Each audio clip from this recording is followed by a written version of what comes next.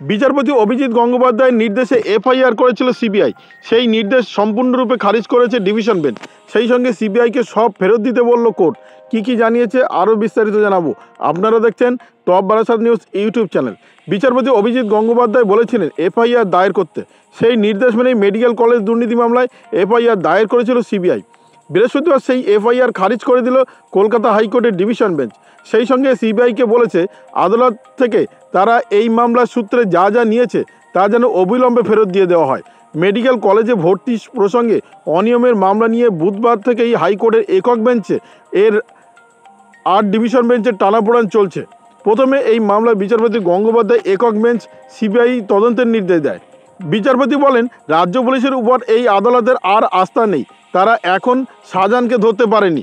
রাজ্য ক্রমে দুর্নীতিগ্রস্তর আঁকড়া তৈরি হচ্ছে, অথচ পুলিশের তরফে কোনো সদর্থক ভূমিকা নজরে পড়ছে না। তাই আদালত মনে করছে এই মামলা তদন্তভার কেন্দ্রীয় তদন্তকারী সংস্থাকেই দেওয়া উচিত হবে। এরপরই সিবিআইকে মেডিকেল কলেজে ভর্তি সংক্রান্ত মামলা তদন্তভার নিতে বলেন বিচারপতি অভিজিৎ গঙ্গোপাধ্যায়। কিন্তু বিচারপতির এই নির্দেশের 1 ঘন্টার মধ্যেই রাজ্য এ বিষয়ে ডিভিশন বেঞ্চের দৃষ্টি আকর্ষণ করেন এবং ডিভিশন বেঞ্চ ওই নির্দেশ মৌখিক স্থগিতাদেশ দেয়। বুধবার বিকেলে এরপর আবার মামলাটি ওঠে বিচারপতি গঙ্গোপাধ্যায়ের একক বেঞ্চে। সিবিআই এবং মামলাকারী তাকে মৌখিক স্থগিতাদেশের কথা জানায়, কিন্তু বিচারপতি পাল্টা জানান স্থগিতাদেশ লিখিত প্রমাণপত্র না পেলে তিনি তা মানতে পারবেন না। এরপরই সিবিআইকে তদন্তে এগোনোর নির্দেশ দেন বিচারপতি অভিজিৎ গঙ্গোপাধ্যায়। সেই সঙ্গে কেন্দ্রীয় তদন্তকারী সংস্থাকে এই মামলার এফআইআর দায়ের করতে বলেন। বৃহস্পতিবার সেই এফআইআরটি খারিজ করে দেন ডিভিশন বেঞ্চ। বৃহস্পতিবার কলকাতা হাইকোর্টের ডিভিশন বেঞ্চে সিবিআই জানিয়েছিল বুধবার সন্ধ্যা 7:30 নাগাদ একক বেঞ্চের নির্দেশে মেডিকেল কলেজের বিরুদ্ধে এফআইআর দায়ের করেছে তারা।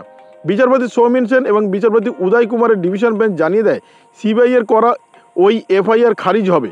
আদালত থেকে নেওয়া সব নথিও ফেরত দিতে হবে সিবিআইকে।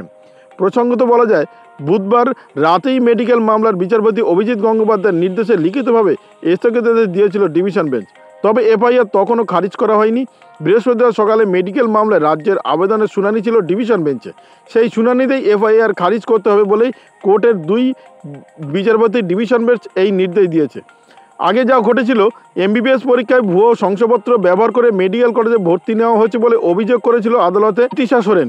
তার অভিযোগ ছিল তপশিলি জনজাতি না হওয়া সত্ত্বেও অনেক পড়ুয়া ভুয়ো শংসাপত্র ব্যবহার করে সরকারি কলেজে ভর্তি হয়েছেন।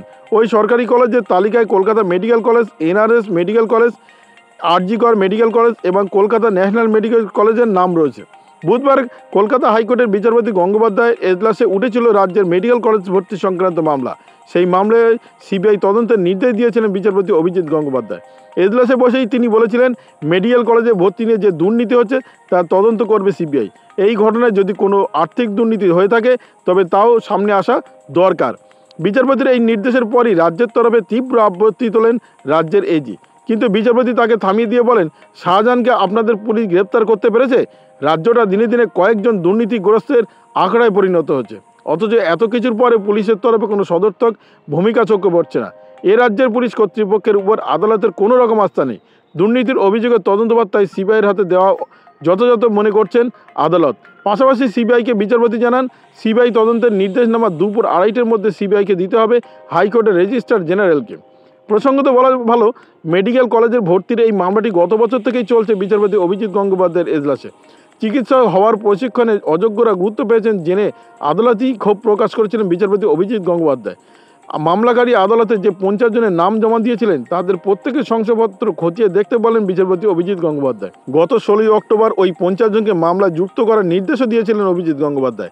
পাশাপাশি রাজ্যের স্ক্রুটিনি কমিটিকে বলেছিলেন বিষয়টি খতিয়ে দেখার জন্য। 30 নভেম্বরের মধ্যে ওই খতিয়ে দেখার কাজ সম্পন্ন করতে বলেছিলেন বিচারপতি অভিজিৎ গঙ্গোপাধ্যায়। গত 14 ডিসেম্বর রাজ্য জানায় এমন 14 জন প্রার্থীকে খুঁজে পাওয়া গেছে যারা ভুয়ো শংসাপত্র ব্যবহার করেছিলেন। বিচারপতি 2 সপ্তাহের মধ্যে তাদের বরখাস্ত করার নির্দেশও দিয়েছেন। তাদের বিরুদ্ধে ফৌজদারি মামলা করে তদন্ত শুরু করতে বলেছিলেন বিচারপতি অভিজিৎ গঙ্গোপাধ্যায়।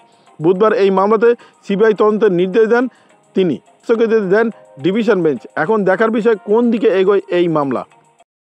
ভিডিওটি আপনার কোনো প্রকার উপকারে লেগে থাকে অবশ্যই লাইক, কমেন্ট, শেয়ার করবেন। সেই সঙ্গে চ্যানেলটি সাবস্ক্রাইব করার অনুরোধ রইল। সবাই ভালো থাকবেন, সুস্থ থাকবেন।